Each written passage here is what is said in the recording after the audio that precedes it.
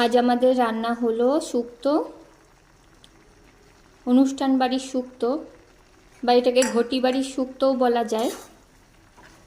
তো আমরা শুক্তো বা যে কোনো তরকারি অল্প তেলের ওপর খেতে পছন্দ করি, তাই সমস্ত সবজিগুলোকে আজ ভেজে নিয়ে নিই।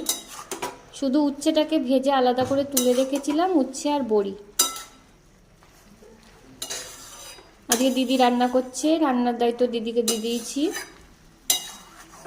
তাই কড়াইতে তেল দিয়ে রাঁধুনি বা চন্দনী, আমার শাশুড়ি রাঁধুনিকে চন্দনী বলে, তো চন্দনী সোমবার দিয়ে তার মধ্যে সমস্ত সবজি বলতে মিষ্টি আলু, কাঁচকলা, গাজর, সজনে ডাঁটা, পেঁপে এই সমস্তই দেওয়া হয়েছে। সেগুলিকে একেবারে তেলের মধ্যে চন্দনী সোমবার দিয়ে ভাজা করে নেওয়া হয়েছে। তারপরে সামান্য একটু নুন দিয়ে জল দিয়ে সেটাকে গ্যাস কমিয়ে একটু সিদ্ধ করে নিয়েছি। তার উপর থেকে দেওয়া হলো পোস্ত, আর কি দেওয়া হয়েছে দিদি? মিষ্টি। নামাবার সময় একটু ঘি দিয়ে দেবো, ব্যাস তাহলেই শুক্তো রেডি হয়ে যাবে।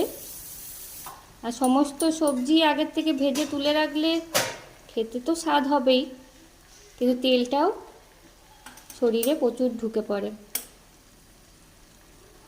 তাই আমরা এইভাবেই শুক্তো করে খাই, শুধুমাত্র উচ্ছেটাকেই ভেজে তুলে রাখবো।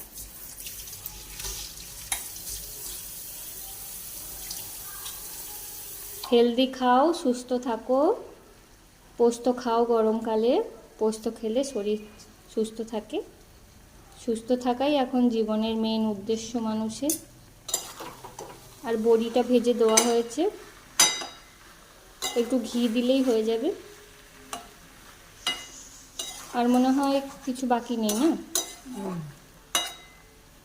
যারা একটু পাতলা টাইপের খেতে ভালোবাসো তারা একটু জল দিয়ে একটু রসালো টাইপের করে নিতে পারো, আর যারা এরকম